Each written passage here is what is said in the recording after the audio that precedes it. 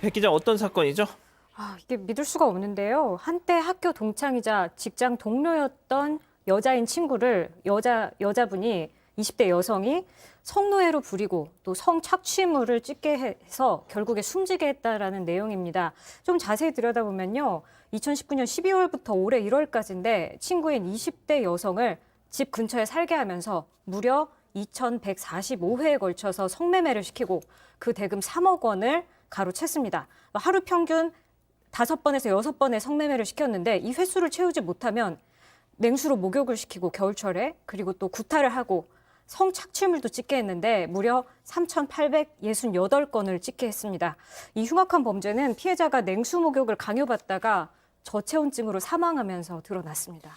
자, 팀장님, 20대 이 동창이라는 사실상의 포주 역할을 한 이자가 자기 친구가 자기 동창이 쓰러지자 119에 신고를 했어요. 그래서 수사 초기에는 경찰이 단순 변사 사건으로 봤다고요.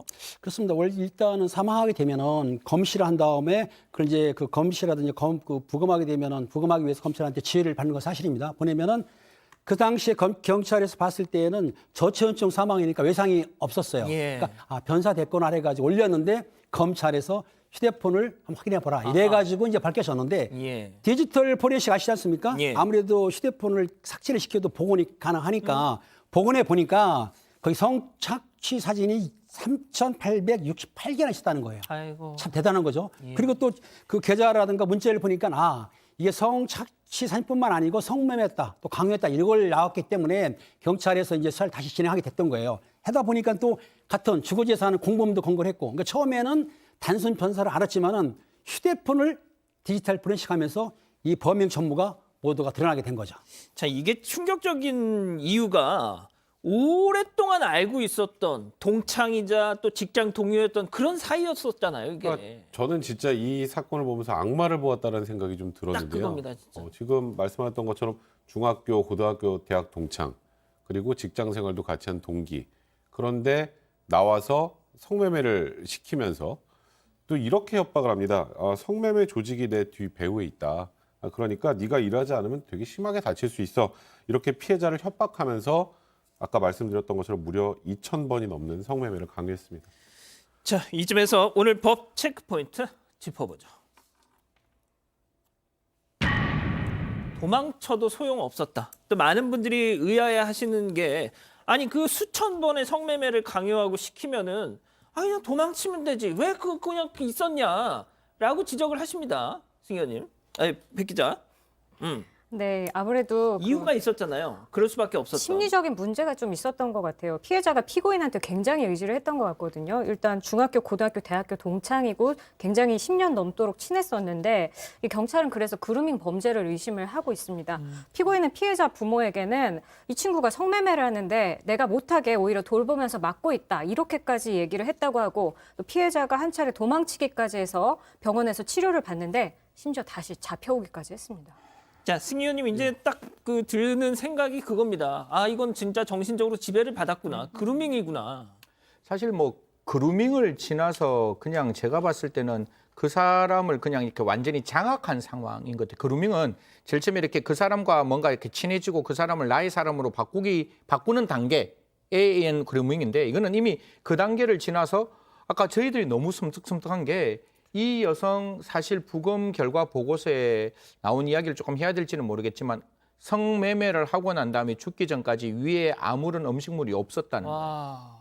그러니까 그 사람의 말을 듣고 내가 먹지 않고도 내가 해야 될 일은 인간이 가지고 있는 가장 근본적인 본능이잖아요. 먹는 건데 먹는 것보다 더 중요한 게 이들의 말을 듣고 성매매를 하는 게 더 중요한 상황까지 몰고 갔다는 점은 아까 뭐 변호사님 말씀 주신데 저는 100% 그 말에 공감합니다. 진짜 이 사람들은 그냥 우리가 말할 수 있는 일반 사람이 아니라 정말 사람의 얼굴을 한 또 다른 짐승의 모습이 아닌가, 얼굴을 하고 있는 게 아닌가라는 생각을 지울 수가 없습니다.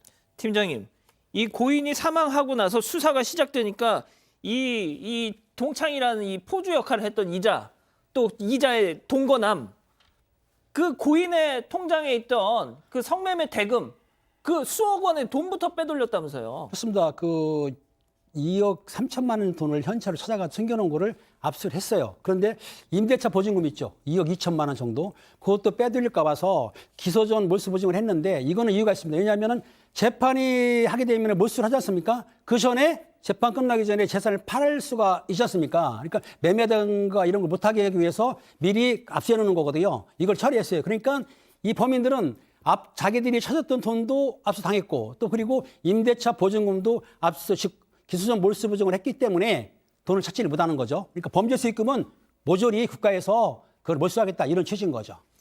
자, 저는 말이죠. 당연히 이 동거남과 이 포주 역할을 했던 이 동창도 문제지만 그 여성과 성매매를 했던 남자들의 진짜 이것도 빨리 찾아내야 된다고 생각합니다. 정말 이렇게 정말 죽음 직전까지 가는 이런 극단의 상황에서 성매매를 하는 여성이라면 그 남자들도 그 여성의 상태를 보고 알았을 겁니다. 아, 지금 이 상태가 진짜 안 좋구나라는 걸. 그러면 신고를 했어야죠. 어?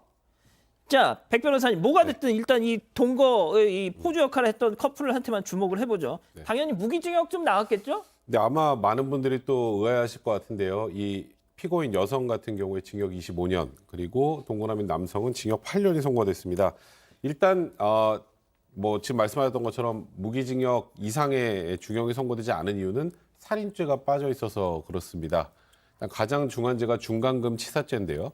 그러니까 사실 전 이런 생각이 들더라고요. 이게 지금 성매매 강요하고 이런 것들 이제 그건 부차적인 죄고 결국 이 여성이 결국 그런 극심한 고통을 받다가 사망하기까지 된 상황이라면 이건 살인보다 더 안 좋은 거 아닌가요? 그러니까요. 저는 개인적으로 그냥 단순히 물론 살인도 용납해서는 안 되겠지만 살인보다 이렇게 지속적으로 2,000번 넘게 성매매를 강요하면서 먹을 것도 제대로 주지 않으면서 그다음에 그렇게 감금을 해서 사람을 사망하게 했다면 그게 더 죄질이 안 좋은가 싶은데 일단은 법원은 이제 일단 양형 기준상으로 굉장히 중형을 선고했다는 입장이고요.